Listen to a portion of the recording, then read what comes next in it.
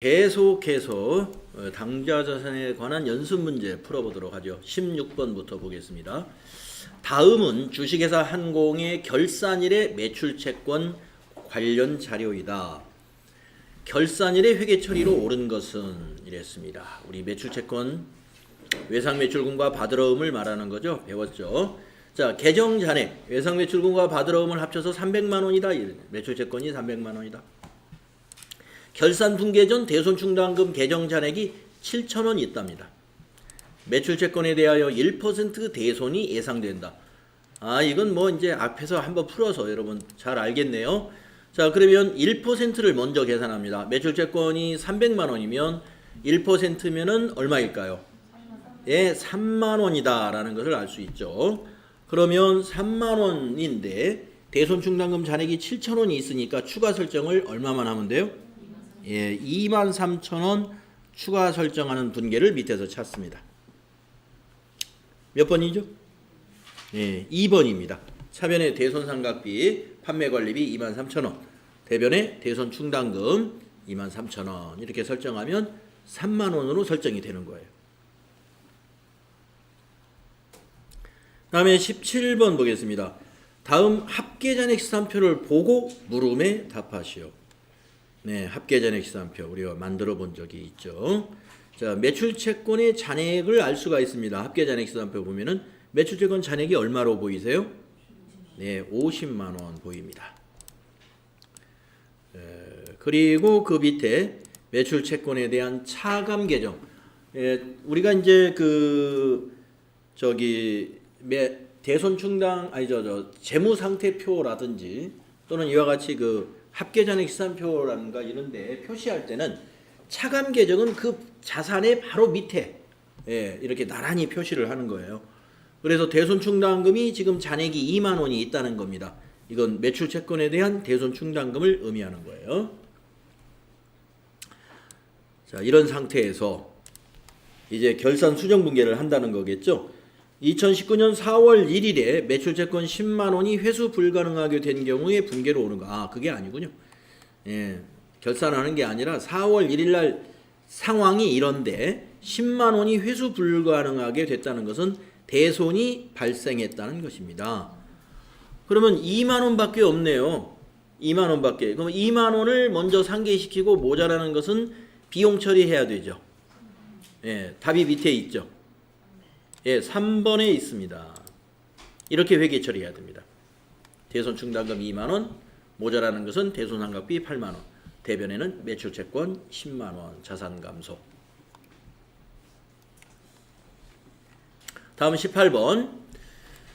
자, 다음은 주식회사 한공의 2019년 12월 31일 수정 전 잔액시산표의 일부와 결산 정리 사항이다. 자, 위에가 수정 전 잔액시산표를 합니다. 자, 매출채권의 잔액이 수정 전 1억 원입니다. 대손충당금의 잔액은 수정 전 500만 원입니다. 자료 2는 결산정리. 매출채권의 10%를 대손으로 예상하고 있습니다. 결산정리 이후 2019년 손익계산서상의 매출채권에 대한 대손상각비가 얼마냐를 물었습니다. 자, 그러면 결산정리 분계를 한번 해보겠습니다. 결산정리 분계를 차변에 지금 10%가 얼마냐면은 1억 원의 10%니까 1,000만 원이 예상되죠. 그런데 대손충당금이 지금 얼마 있습니까? 500이 있으니까 결산수정 분계는 차변의 대손상각비 500이죠. 대변의 대손 충당금 대충이 500. 이러한 분계가 결산 정리사항이 나타납니다. 그러면 여기에서 손익계산서로 가는 대손상각비를 여기서 우리가 발견할 수가 있는 거죠. 예. 요것만 손익계산서 가지 않습니까? 비용이니까. 그래서 결산 이후에 손익계산서 사항의 대손상각비는 500만 원이 되는 거예요. 답은 3번에 있습니다. 어려운 거 아니죠? 네. 다음에 19번으로 가볼까요? 주식회사 한공의 매출 채권과 대손에 관한 2019년도 자료는 다음과 같다. 2019년도 손익계산서에 계상될 대손상각비는 얼마냐? 자, 질문은 위에 거하고 똑같습니다. 18번하고 질문이 지금 18번하고 똑같은 거예요. 손익계산서에 대손상각비가 얼마로 표시될 거냐 이러니. 자, 한번 내용을 보겠습니다. 네 가지 자료를 줬어요. 1월 1일 날 대손충당금의 기초 잔액은 10만 원이었대요. 그런데 3월 9일 날 매출채권 12만 원이 회수 불능으로 확정이 되었답니다. 이때 대손상각비가 발생이 되겠는데요. 3월 9일 날 대손상각비가 얼마 발생할까요? 예, 맞습니다. 이날 대손상각비 2만 원 차변에 발생합니다. 대손상각비만 한번 적어보도록 하겠습니다. 다음에 9월 9일 날 전기에 대손 처리한 매출채권 7만 원이 현금으로 회수되었답니다. 아, 이게 이제 회수됐어요. 그러면 차변에 현금이고 대변에는 대손충당금이죠. 예. 대손충당금. 그래서 이제 7만 원의 대손충당금이 이제 다시 여기서 생겼네요. 그러나 대손상각비하고는 관련이 없어요. 7만 원의 대충이 발생이 된 거예요. 다음에 12월 31일 보겠습니다. 매출채권 기말 잔액은 1,000만 원이며 대손 추정률은 1%다고 했답니다. 자, 1,000만 원의 1%는 얼마입니까? 10만 원이죠. 그러면 10만 원의 대손 충당금을 설정해야 되기 때문에 여기 지금 9월 9일 날 대손 충당금이 7만 원이 있으니까 3만 원만 추가 설정하면 되죠. 예, 그래서 이때 추가로 3만 원을 설정하면서 대손상각비 3만 원이 발생하죠. 그러면 답은 나왔어요. 3월 9일 날 대손상각비 2만 원 발생하고요. 12월 31일 날 대손상각비가 3만 원 발생하게 되는 것이죠. 따라서 손익계산서에 계상될 대손상각비는 5만 원이 답이 되는 겁니다. 여러분이 이제 뭐 이해는 하셨겠지만 분계를 정확히 써드리면은 이 거래에서 대손상각비하고 관련된 거래가 3월 9일 거래인데요. 3월 9일 날은 이런 분계가 되는 것입니다.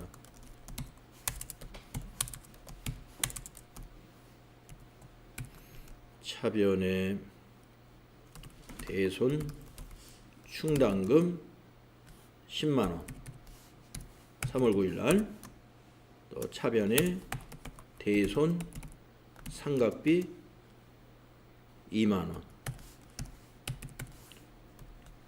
그리고 대변은 매출 채권 12만 원. 이 분계가 3월 9일 날 분계가 되고요. 그 다음에 12월 31일 날 또 대손 상각비와 관련된 분계가 발생을 하는데, 차변에 대손 상각비 3만 원, 대변에 대손 충당금 3만 원. 이 분계가 12월 30일에 발생하는 분계입니다. 따라서 손익계산서에 계상될 대손상각비는 얼마냐 했기 때문에 비용 발생 요 두 번, 바로 요 두 건. 이것이 손익계산서로 가가지고 대손상각비가 5만 원이 된다는 얘기예요. 그래서 여러분 여기 3월 9일 날 분계하고 12월 31일 날 분계가 왜 이렇게 되는지를 여러분이 이해하셔야 제대로 이 문제를 이해하고 앞으로도 이와 유사한 문제를 다 맞출 수가 있습니다.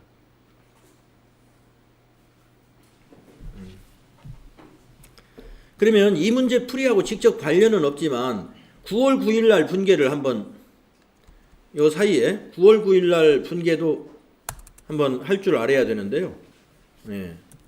9월 9일 날 분계는 어떻게 될까요? 한번 알아보도록 하겠습니다. 어느 분한테 질문을 제가 골고루 해야 되는데 하는 사람만 계속 할 수가 있어요. 이윤미 씨 어디 계십니까? 이윤미 씨? 이윤미 씨? 이윤미 씨 여기. 네. 이윤미 씨 한번 이거 9월 9일 분계 한번 해보시죠.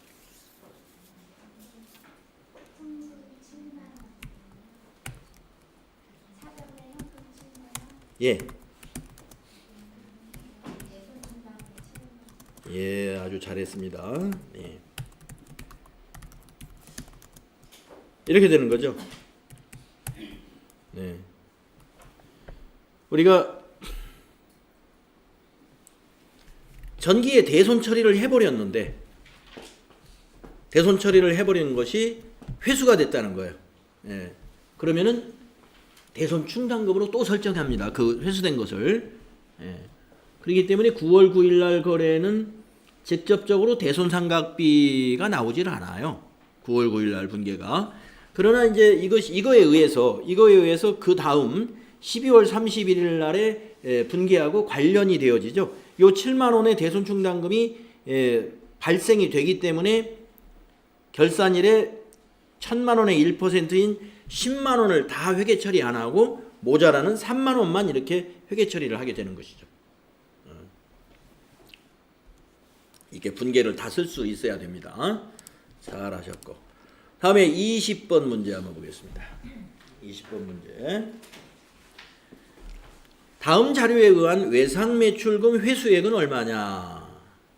외상매출금 회수액을 물어봤네요. 네. 여러분이 외상매출금의 회수액 같은 것은요, 이렇게 구하는 게 좋아요. 이런 문제가 나오면 여러분이 이게 T자를 하나 그리셔가지고 여기가 이제 외상매출금이다. 이게 계정이 외상매출금 계정이다.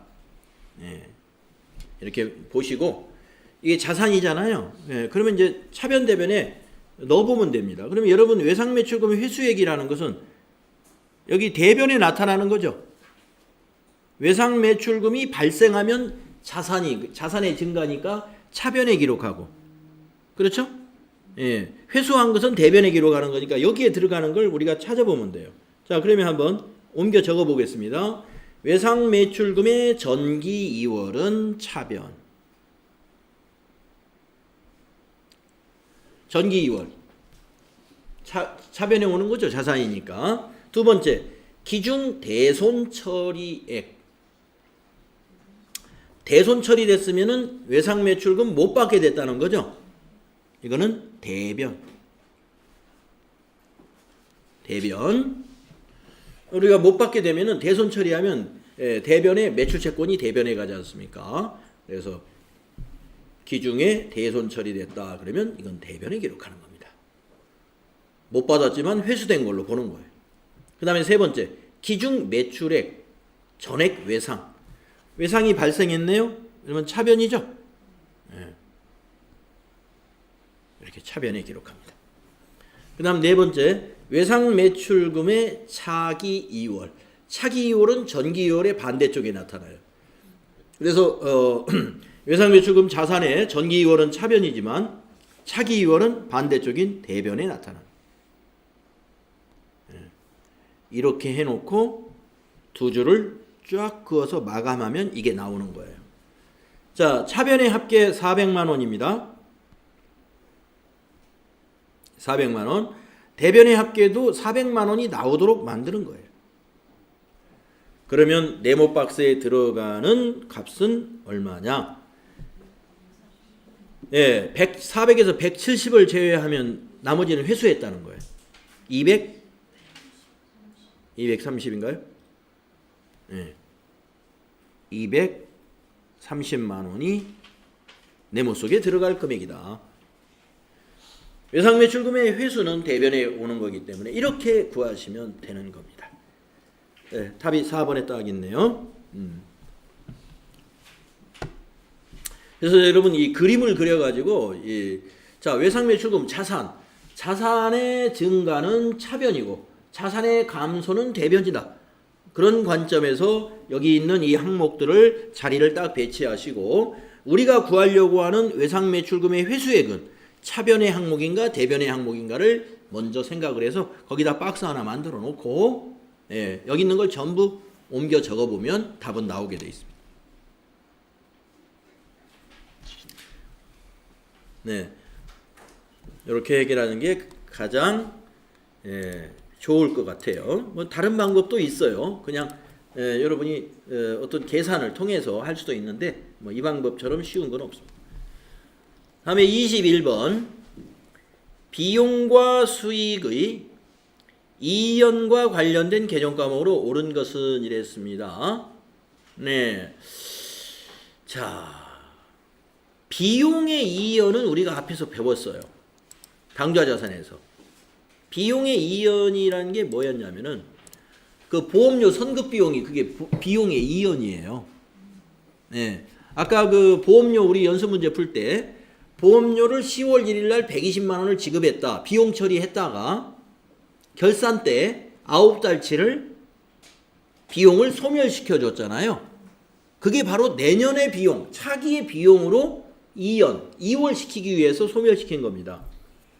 그때 우리 차변의 자산을 무슨 개념 과목을 썼죠? 선급 비용 썼죠. 선급 비용. 자, 그래서 이 선급 비용이라는 것은 선급 보험료도 선급 비용에 해당이 되고 선급 임차료도 선급 비용에 해당이 되고 이 두 개가 다 선급 비용이에요. 선급 비용이라는 개념 과목은 선급한 모든 비용을 다 포함한 말이에요. 선급 임차료도 선급 비용이요. 선급 보험료도 선급 비용이다. 네. 그러면 여기 1번 아니면 3번이 답이에요. 1번 아니면 3번. 네. 자, 그러면 수익의 이연은 뭐냐? 수익의 이연. 수익의 이연은요. 단기에 받은 수익인데 이게 차기분 거라는 거예요. 네. 단기에 받은 수익인데 차기분 거다 하면은 선수 수익이 됩니다. 수익의 이연은 선수 수익이 해당이 돼요. 수익의 이연이다. 그러면 그 해당되는 개념 과목은 선수 수익인데 이 선수 수익은 우리가 아직 안 배웠어요. 부채에서 배울 거란 말이에요. 부채. 아직 안 배운 것도 여기 나왔더라고. 제가 아까 문제를 쭉 보니까 선수 수익, 선수금하고 어디 비슷한 느낌이에요. 선수금, 계약금을 받은 게 선수금이라고 그랬죠? 선수 수익은 바로 수익을 이연시키는 겁니다. 단기에 돈은 들어왔지만 단기분이 아닌 거예요. 그래서 자, 그러면 수수료 중에 선수한 것이 있다는 거예요. 이게 바로 해당이 되겠습니다.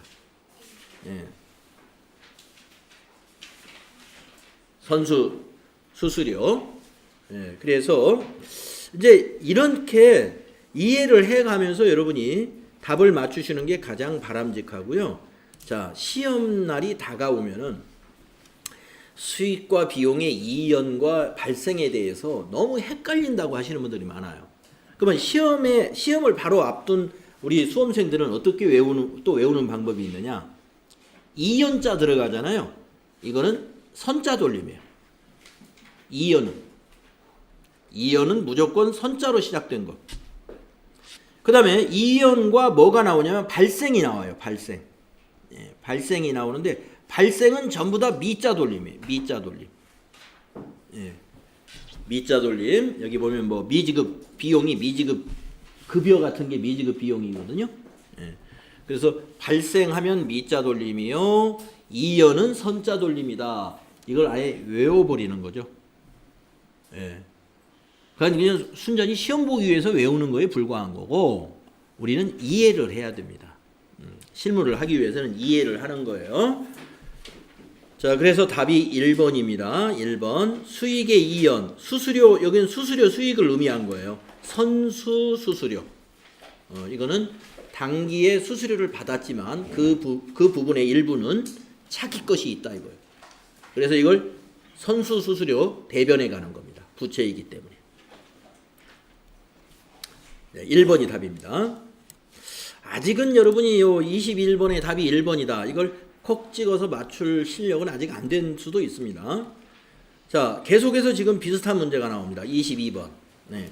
근데 이게 여러분이 언젠가는 이걸 확실히 알아야 돼요. 네, 왜냐하면 이것이 시험과 관련해서 적어도 10점 이상의 영향을 줍니다. 이 수익과 비용의 이연과 발생에 대한 문제가 실기와 이론을 합쳐서 한 10여 점 정도의 영향을 주기 때문에 이 고리를 이해를 꼭 해둬야 돼요. 네. 장기적으로 어느 시점에 완전히 이해가 돼야 됩니다. 그래서 여기에 지금 이해하기 좋은 그런 문제들이 나오는데 아직 이제 뒤에 그 부채까지 다 공부가 안 끝났기 때문에 조금 너무 그 성급하게 나온 감이 있어요. 자, 한번 내용을 보겠습니다. 손익의 결산 정리 분계와 관련된 사항 중 기억과 니은에 해당하는 내용으로 알맞는 것은 이랬습니다. 네. 자, 기억이 어디냐?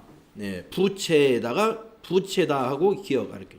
네, 부채라는 거예요. 니은은 어디냐? 여기 자산이라는 겁니다. 자산이라는 거예요. 네. 그래서 일단 기억은 부채라는 건데 여기 옆에다가 뭐라고 써놨냐면 수익의 이연이다 이렇게 써놨습니다. 수익의 이연. 그러면 일단 기억에 오는 것은 수익이라는 얘기예요. 절대 비용은 될 수 없어요. 수익이라고 했으니까. 예. 자, 그러면 기억에 수익자 들어가는 걸 한번 따져봅시다. 여기 수익. 여기 수익. 1번하고 3번이네요. 예. 그러면 1번하고 3번이 일단 여기서 정답의 대상에 들어가는 겁니다. 수익의 이연이니까 수익일 거 아니에요. 그리고 제가 아까 이 앞에 문제 풀 때 이연은 무조건 선자 돌림의 개정 과목이 되는 것입니다. 막 공식으로 강제로 외울 때 그렇게 외우는 거예요. 예, 거기에도 딱 맞죠? 선자 돌림. 자, 수익의 이연은 선수 수익을 의미하는 거예요. 자, 그 다음에 이쪽으로 가볼까요? 이제 니은. 자, 비용의 이연이라는 거예요. 비용의 이연. 자, 비용의 이연이니까 무조건 비용 개정 과목이어야 돼요. 자, 그러면 1번하고 3번 중에서 하나는 비용, 하나는 선급금이네요. 여러분 선급금 배웠죠? 비용인가요? 자산인가요? 이거 자산이에요. 비용이 아니에요. 선급금이 계약금을 우리가 지급하는 게 선급금이었습니다. 당좌 자산이란 말이에요. 답은 1번인 거예요. 답은. 여기에 들어갈 것은 선급비용이 들어가는 거예요. 여기에는 선수수익. 그래서 정리하면은 부채는 우리가 이 결산수정분계 때 수익과 비용의 이연과 발생에 관해서 개정 과목 4개가 나옵니다. 여기에는 부채의 미지급 비용과 여기에 선수수익이 들어가고요. 그 다음에 자산 쪽에서 우리가 배웠던 선급비용과 그 다음에 미수수익. 이게 우리가 자산에서 우리 당좌자산에서 배웠던 거예요. 선급비용하고 미수수익은 자산에서 배웠습니다. 제가 미수수익은 정기예금 가입하고 결산 때 이자 경과된 이자에 대해서 이자 비용 발생시킨 거 있죠? 예, 그때 우리 미수수익 실습했었고, 그 다음에 그 뒤에서 선급비용, 보험료의 선급비용 요 2개는 우리가 배웠어요. 그러나 아직 요 부채 부분은 우리가 아직 하지 않았습니다. 근데 서로 관련이 있는 거기 때문에 이렇게 한 세트로 문제를 냈습니다. 아주 중요한 문제.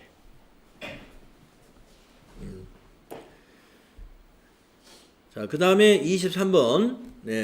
유사한 문제 같아요. 23번도. 다음 밑줄 친 부분에 속하는 개정 과목으로 옳은 것은 이랬습니다. 밑줄을 여기다 쳐놨어요. 지금까지는 소비자에게 18만 원의 보조금, 이 보조금에 대한 이야기인데 여기에 속하는 개정 과목을 물어봤네요. 그러면 앞뒤 문장을 다 이해를 해야 될 것 같습니다. 자, 이동통신업계 회계처리 기준의 논란. KTF는 기존 보조금과 달리 가입기간을 예상할 수 있고 중간에 해지하면 유약금도 받는 의무약정 보조금은 투자비나 연구개발비처럼 자산으로 처리한 뒤에 상각할 수 있다고 주장했다. 주장한다 이겁니다. 여기서 상각이라는 것은 우리가 유형자산의 감가상각과 같은 그런 개념입니다. 자산이라는 것은 일단 자산으로 처리했다가 기간의 경과함으로 따라서 기간 경과분에 대해서 그걸 비용 처리해 주는 것이거든요.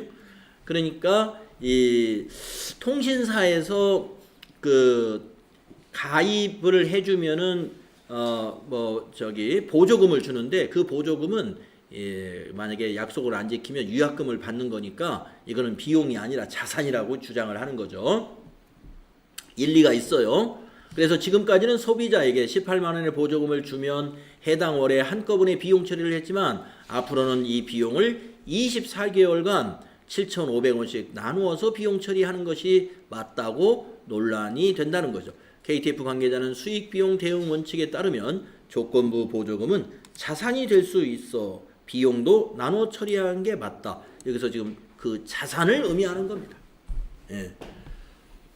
자, 그러면 이 보조금 18만 원을 자산 처리할 때 선수 수익이라고 해야 되느냐, 선급 비용이라고 해야 되느냐, 임차료라고 해야 되느냐, 매출액이라고 해야 되느냐. 선급 비용입니다. 선급 비용으로 해야 된다. 이걸 의미하는 거예요. 자산, 선급 비용이 자산이죠. 선수 수익은 부채예요. 임차료는 비용이고 그다음에 4번의 매출액은 수익에 해당되는 얘기입니다. 그래서 여기서 그 계정의 분류가 선수 수익은 부채, 이건 자산, 임차료는 비용, 매출액은 수익. 그렇기 때문에 여기서는 자산이 될 수 있다는 자산을 지금 언급하고자 하는 거예요. 그런 의미에서도 답은 2번밖에 없다는 것입니다. 다음 24번. 그림의 대화 내용에서 갑회사가 계약금을 입금했을 때 갑회사가 분개할 차변 개정 과목은 뭐냐. 이거 뭐 밑에 만화 안 봐도 계약금을 입금했다는 것은 우리가 지급했다는 거잖아요. 그러면 차변에 뭐죠? 선급금이죠. 그렇죠. 뭐 밑에 문장을 안 읽어봐도 선급금. 요것만 읽어봐도 질문만 읽어봐도 선급금 답이 나옵니다. 그래서 답이 3번입니다. 선급금. 계약금을 입금한 회사는 선급금. 계약금을 받은 회사는 선수금. 선급금은 자산이요. 선수금은 부채. 그래서 받은 회사는 선수금 계정 대변에 기입할 것이고 지급한 회사는 선급금 계정 차변에 기입할 것이다. 그걸 알 수 있죠? 그 다음에 25번 문제 보도록 하겠습니다. 결산을 하면서 보험료 중 기간 미경과분에 대한 수정분계를 누락하였다. 아까 우리가 연습했던 그 문제입니다. 기간 미경과분은 결산 수정분계에 넣어야 되거든요. 자, 이로 인한 영향을 올바르게 설명한 것은 단 보험료는 지급 시 비용으로 회계 처리를 해버렸다는 거예요. 그럼 비용을 너무 많이 처리한 거 아니겠어요? 자, 여러분 아시죠? 보험료가 보험료는 1년치 선불로 내는 거니까 보험료로 처리하고서 결산 수정 분계를 누락을 했다는 말은 비용을 너무 많이 처리한 거죠. 자, 그래서 여러분은 비용 과대. 자, 비용을 과대하게 처리하면은 수익하고 꼭 영향이 있죠. 수익은 어떻게 될까요? 그렇죠. 줄어들죠. 과소. 자, 그리고 요 두 가지만 생각하시면 안 돼요. 우리가 결산 수정 분계를 할 때 보험료를 여러분 대변에 기록하죠. 대변에. 왜냐하면 단기의 보험료에서 빼줘야 되니까 미경과분은. 이 미경과분의 보험료는 단기의 보험료가 아니기 때문에 대변에 기록해가지고 비용을 소멸시켜주는 수정분계 우리가 배웠단 말이에요. 그때 차변에 오는 게 뭐였어요? 선급, 비용, 자산이었죠. 자산을 빼먹었죠. 그쵸? 자산 과소. 이러한 결과가 재무제표에 나타나는 겁니다. 그 수정분계 하나를 빼먹으면 비용이 과대하게 되고 수익은 과소하게 나타나며 자산도 과소하게 표시되게 돼 있어요. 이렇게 알아야 됩니다. 예. 제가 지금 아니 왜 이렇게 되는지 이해가 안 간다 그러면 공부가 더 필요해요. 예. 지금 제가 설명한 게 이해가 가야 됩니다. 보험료 기간 경과분에 대한 수정 분계를 누락했을 때 이렇게 나오는 것이 맞아 이렇게 머릿속에 정리가 돼야 돼요. 이해가 안 된다 그러면 공부가 더 필요한데 설명이 더 필요하다 그러면 저한테 질문을 하세요. 예. 그래서 앞에서 우리가 공부했던 걸 다시 또 적어서 해봐야 됩니다. 보험료 지급할 때는 이렇게 회계 처리하고 결산 때는 이렇게 수정을 하고 그걸 해봐야 돼요. 자, 그러면은 이제 답을 쉽게 찾을 수 있죠. 올바르게 설명한 거. 당기순이익 자산 모두 과대. 틀렸습니다. 예. 전부 과소가 돼야 돼요. 과대가 아니라 당기순이익과 자산이 모두 과소가 나와야죠. 다음에 2번. 당기순이익 자산 모두 과소. 답은 2번에 있네요. 3번. 당기순이익은 과대? 아닙니다. 과소입니다. 자산은 과소? 예, 이건 맞았지만 당기순이익이 과소죠. 그 다음에 4번은 당기순이익 과소 맞았지만 자본은 아무런 영향이 없는 겁니다. 그래서 2번이 답이 된다. 이런 유형으로 질문하는 문제가 아주 많아요. 25번과 같은 질문이 아주 많습니다. 이론에서 반드시 이런 유형으로 한 번은 물어요. 예. 그러니까 뭔가를 누락시켰다. 어떤 영향이 있을까요? 예. 그걸 꼭 한 번은 물어봅니다. 한 문제는. 그래서 우리가 이런 문제를 참 좋아해요. 이 출제자들이 이런 문제를. 그리고 제가 생각하기에도 이런 문제를 잘 맞출 수 있다 하는 것은 회계의 흐름을 알고 있는 거예요.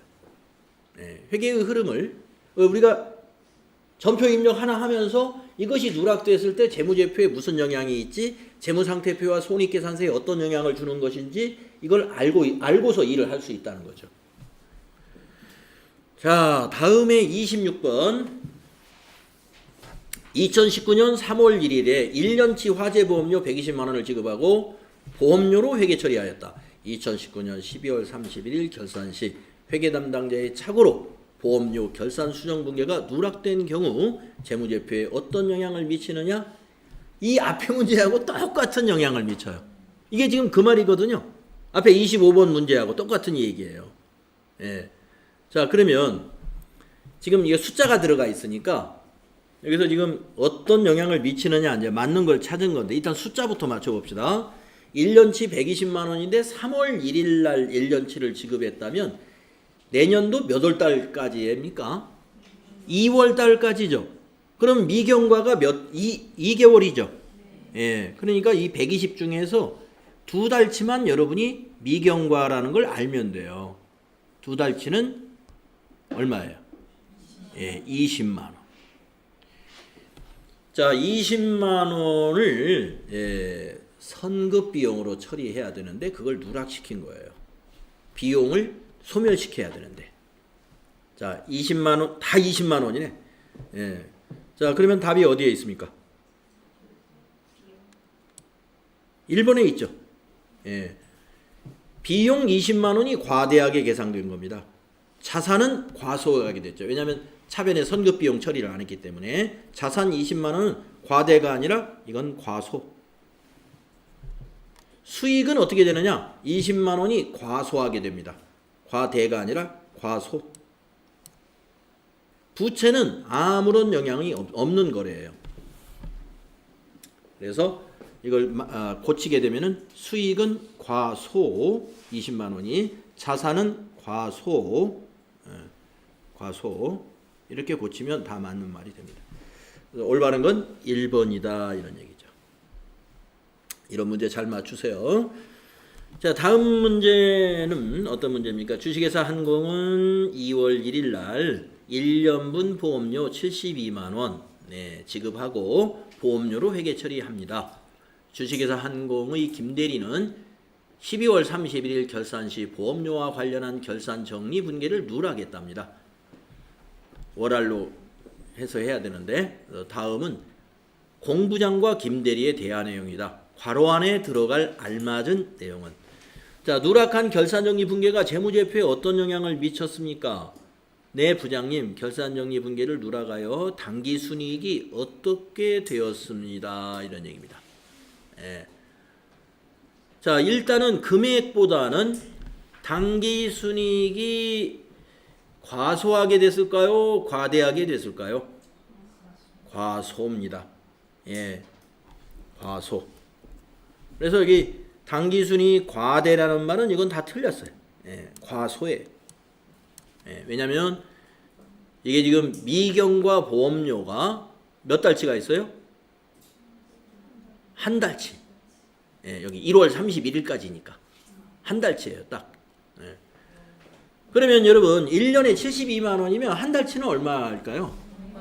6만 원이죠. 10개월이면 60만 원에 두 달치 12만 원에서, 그래서 6만 원짜리 과소를 찾으면 돼요. 예, 4번이 답이다.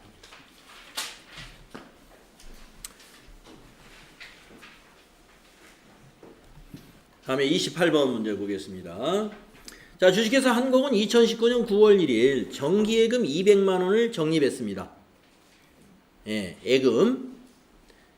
2019년 12월 31일에 행할 결산정리 분계로 옳은 것은 미수이자는 월할로 계산한다. 만기는 2020년 8월 말이고 연이자율은 12%이고 이자는 만기 시 원금과 함께 수령한다. 우리 아까 앞에서 연습했던 거. 그러면 여러분이 여기서 해야 할 일은 당기분의 이자를 계산하는 건데요. 자, 당기가 몇 달인가를 먼저 따져야 됩니다. 예. 9, 10, 11, 12. 4개월이죠.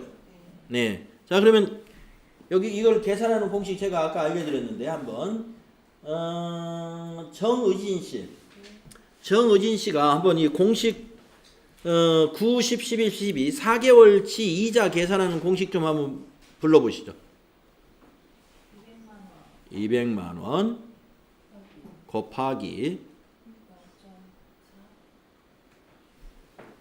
0.4? 응? 12%. 12% 해도 되고 0.12 해도 되고, 예. 곱하기 4, 예, 나누기 12. 예, 이렇게 하면 돼요. 네.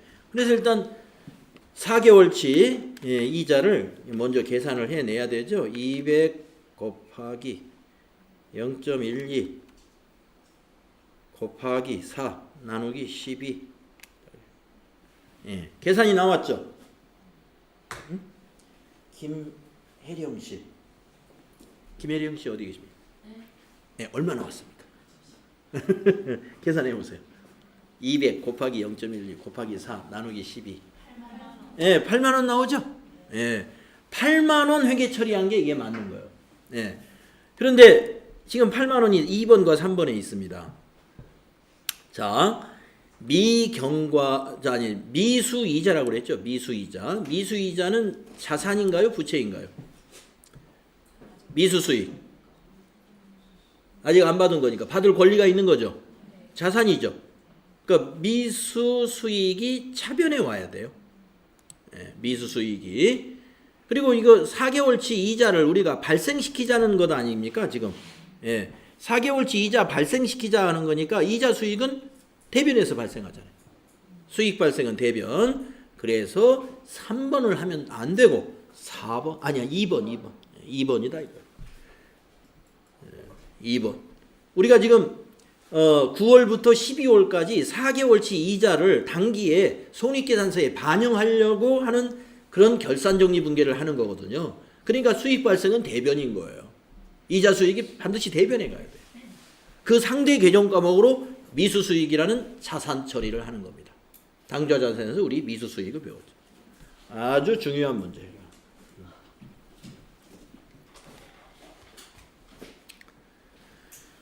네, 그 다음에 29번 문제로 가볼까요? 주식회사 한공은 2019년 4월 1일 1년분 보험료 120만 원을 현금 지급하고 다음과 같이 회계 처리하였다. 네, 비용 처리했군요.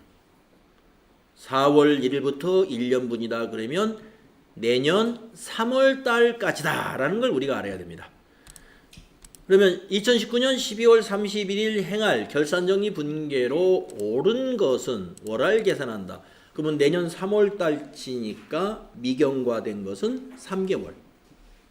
그러면 1년에 10만 원이니까 30만 원. 일단 30만 원인 것 중에서 답을 찾아야 돼요. 네. 그래서 우리가 미경과 보험료는 단기의 보험료에서는 빼주고 그것을 자산 처리하는 것으로 해야 되죠. 그 답이 1번일까요? 4번일까요? 예, 1번입니다. 단기의 비용에서 소멸시키고 이것을 자산으로 처리하는 것이 결산수정분계에서 필요한 거죠. 1번이 답이 돼요. 이 차대변 뒤바뀌는 지금 오늘 다 이렇게 잘 맞추셨는데 나중에 이제 요게 실기에도 이게 잘 나오거든요. 결산수정분계로. 아이고 난 차변하고 대변하고 바뀌었네 이렇게 얘기하시는 분들이 있는데 바꾸지 마세요. 차대변 바꾸는 건 완전히 틀리는 거예요. 1번. 다음에 30번. 주식회사 보배는 2019년 10월 1일에 사무실 임차료 1년분 120만 원을 지급하고 지금 우리가 자산을 공부하는데 보험료라는 판매관리비 개정 과목 많이 나오고요. 임차료 이것도 판매관리비입니다. 임차료도. 이게 비용이 지금 같이 공부가 되는 거예요. 네. 임차료, 월세를 임차료라고 합니다. 임차료가 굉장히 쓰이는 부분이 많아요. 우리가 건물 빌리는 거 임차료, 토지 빌리고 내는 거 임차료, 차 렌트하는 거 임차료. 요새는 회사가 차를 장기 렌트 해가지고 이렇게 업무용 차로 쓰고 있거든요. 그거 다 임차료 개정 과목으로 회계 처리합니다. 임차료 상당히 많이 쓰는 판매관리비라는 거 여러분 알아두시고요. 자, 그래서 10월 1일 날 사무실 임차료 1년분 120만 원을 지불했다는 것은 임차료를 선불로 내는 회사라는 거죠. 다음과 같이 분계하였다. 2019년 12월 31일 결산정리 분계로 올바른 것은 자, 10월 1일 날 차변의 임차료 120, 대변의 보통예금 120. 임차기간은 내년 9월 30일까지. 그러면 미경과부는 몇 달이에요? 예, 9달. 그러니까 요 뒤에 있는 날짜만 보면은 미경과가 몇 달인지 금방 나와요. 예, 9월 30일까지면 9달이고 8월 31일까지면 8달이고 이렇게 계산하면 되는 거죠. 예. 그러면 9달이 미경과된 겁니다. 그러면 미경과된 우리 비용을 어떻게 처리하느냐? 임차료나 보험료나 성격이 같은 거예요. 예, 9달치. 네.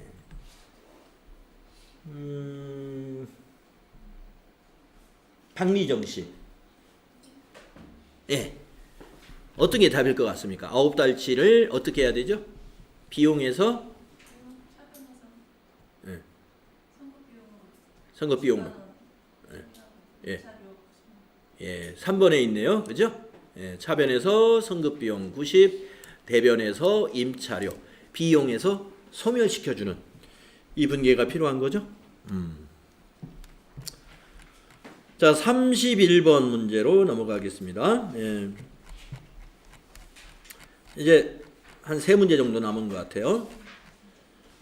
다음 내용에 대한 설명으로 옳지 않은 것은 이랬습니다. 자, 이렇게 딱 칸을 만들어 놨어요. 2019년도가 2달, 그리고 2020년도가 4달입니다. 2019년 11월 1일 향후 6월분에 보험료 30만 원을 보통예금에서 이체하여 지급했다. 지급 시 비용으로 회계 처리하였다. 이랬습니다. 자, 그래 놓고 밑에 옳지 않은 것을 찾으라고 그랬어요. 네. 자, 1번 손익계산서에 표시되는 보험료는 10만 원일 것이다. 자, 그러면 손익계산서에 표시되는 보험료는 요게 표시될 텐데, 요 2달치가. 그러면 6개월분이 30만 원이면 한 달에 5만 원이 맞네요. 그죠?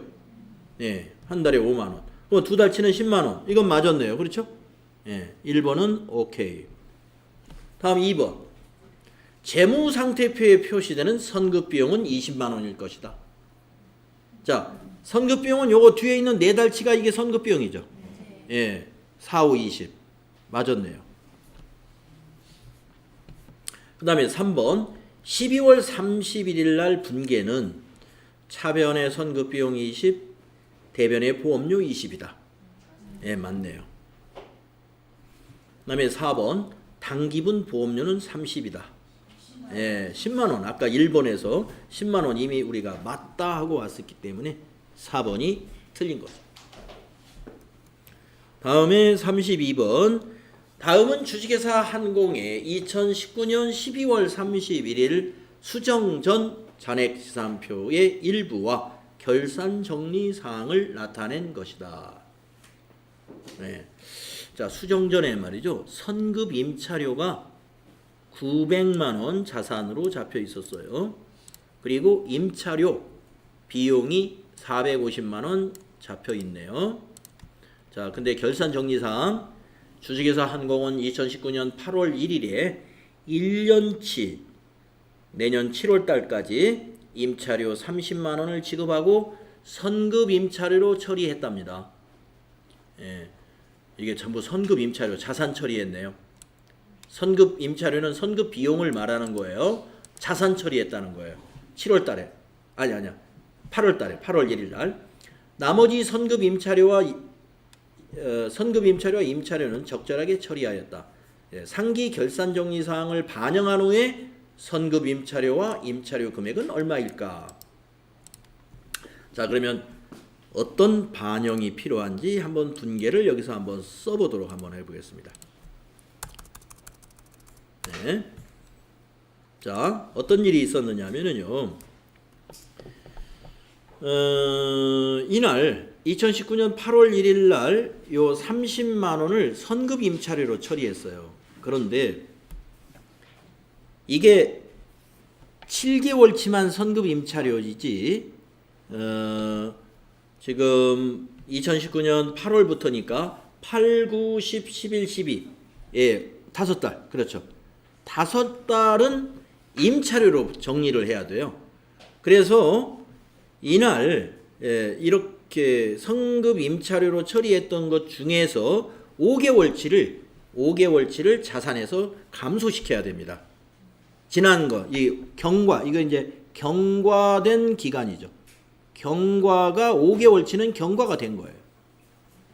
그러면은 1년에 30만 원이면 한 달에 얼마입니까? 세가? 2만 5천 원인가요? 10달이면 25만 원에 예, 2달이면 5만 원. 예, 맞네요. 2만 5천 원이에요. 그러면 경과된 5달 곱하기 2만 5천 원 하면은 경과된 임차료가 나옵니다. 520에 525 12만 5천 원. 이거 가지고 이렇게 분계를 해야 되죠. 자, 12만 5천 원이라는 거 이제 알아냈으니까 분계가 결산 수정 분계를 이렇게 해야 됩니다. 12월 31일 날 어떤 수정 분계를 필요하느냐? 차변에 임차료 12만 5천 원 비용을 발생시켜야 돼요.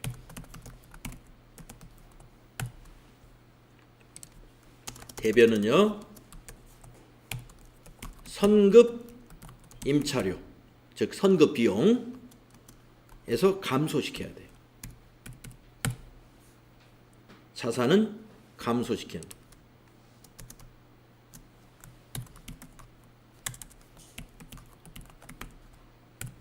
이러한 수정 분계에 의해서 이 수정 분계에 의해서 이제 어떻게 되느냐, 이것이 어떻게 변하느냐를 지금 물어본 겁니다. 자, 그러면 임차료에는 12만 5천 원이 플러스 되겠죠. 비용 발생 12만 5천 원. 그리고 선급 임차료 자산에서는 12만 5천 원이 마이너스 되겠죠.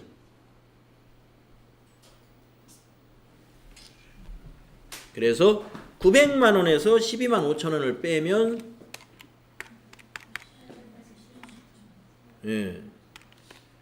887만 5천 원이 되겠네요. 선급 임차료는 887만 5천 원이 되고, 그 다음에 임차료에는 12만 5천 원을 더해줘야 되니까 462만 5천 원이 임차료로 바뀌게 되겠죠. 무엇에 의해서? 이 분계가 반영이 돼가지고. 그러면 답이 있습니까? 네. 이렇게 찾아내는 겁니다.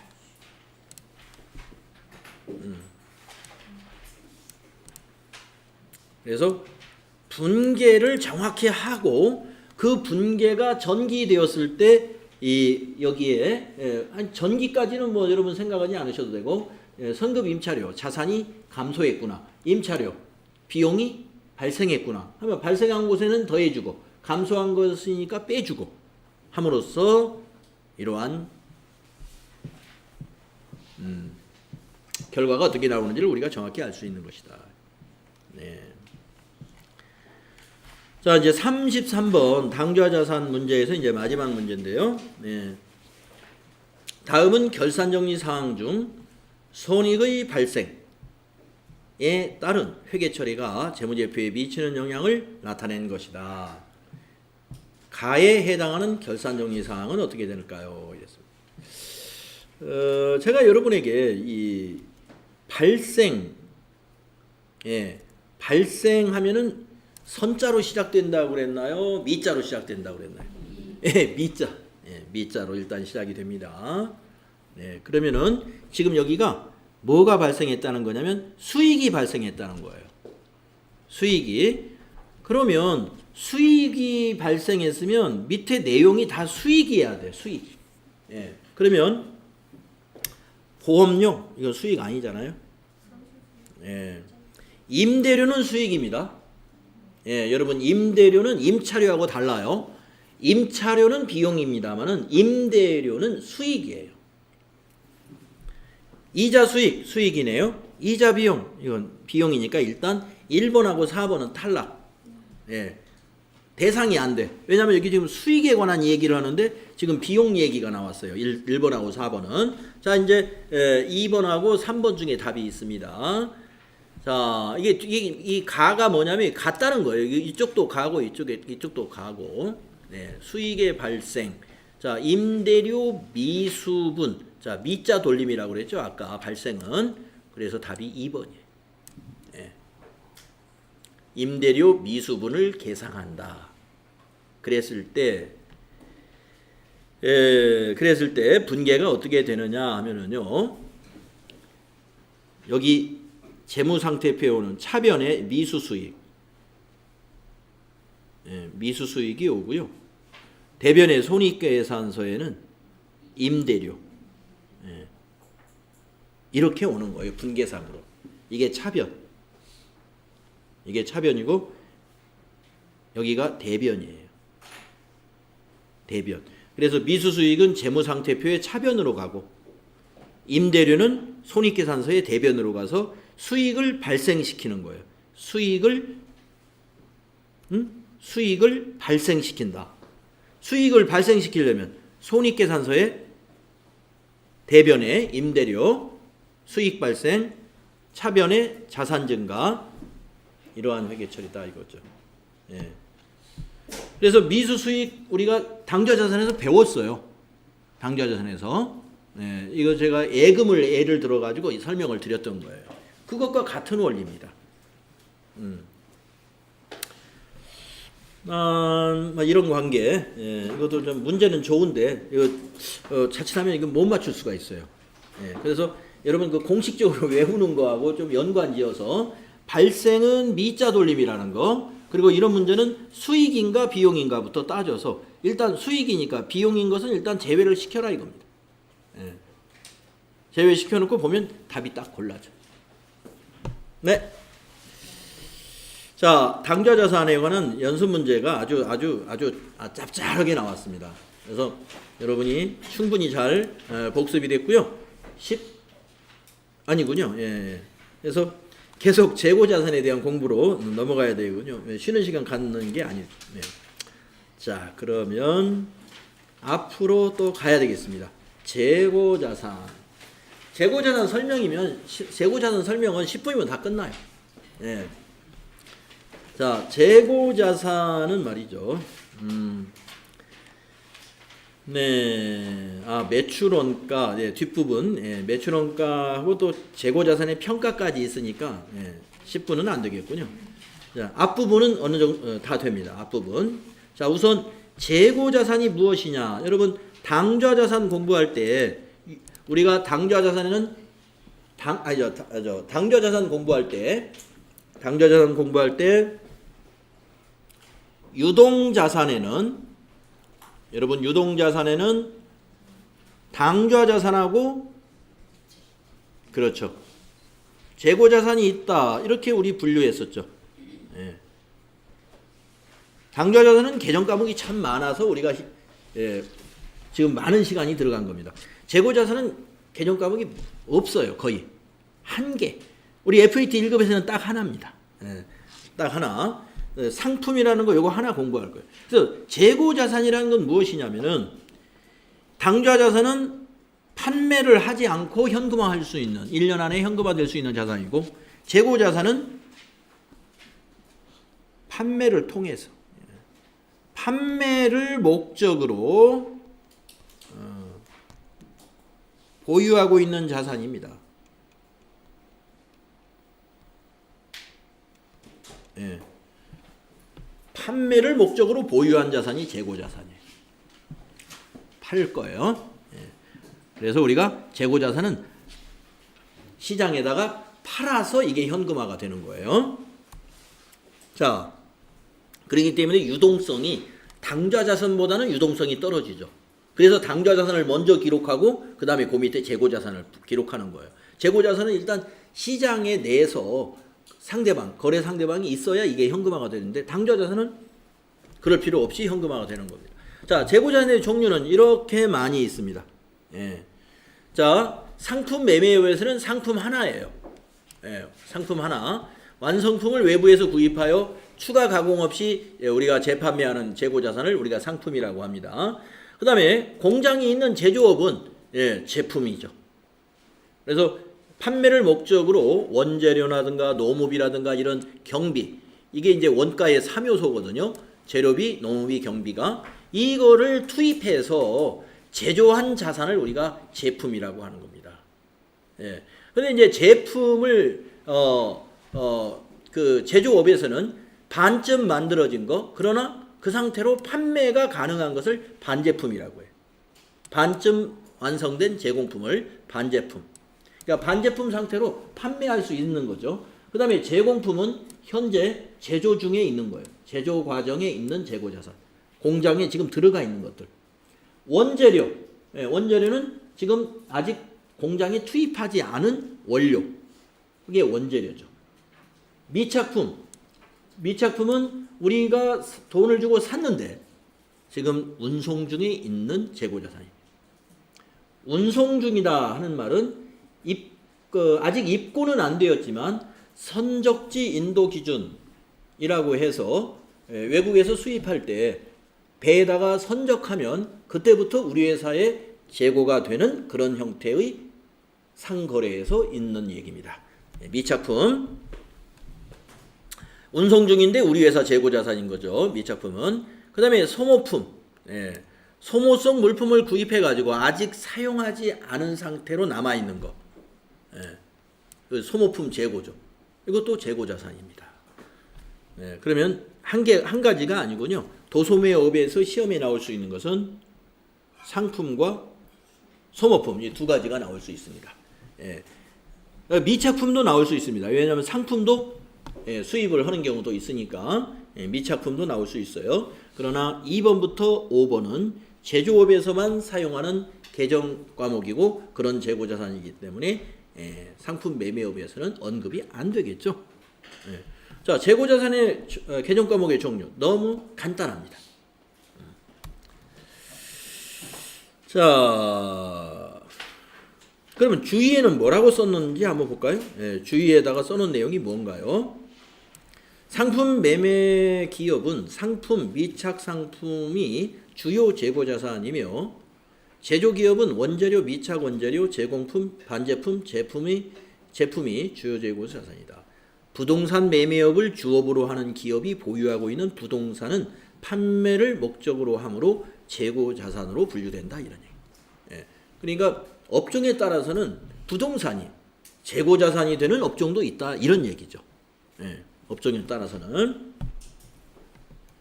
자, 그러면 재고자산의 취득원가에 대해서 알아보자 이겁니다.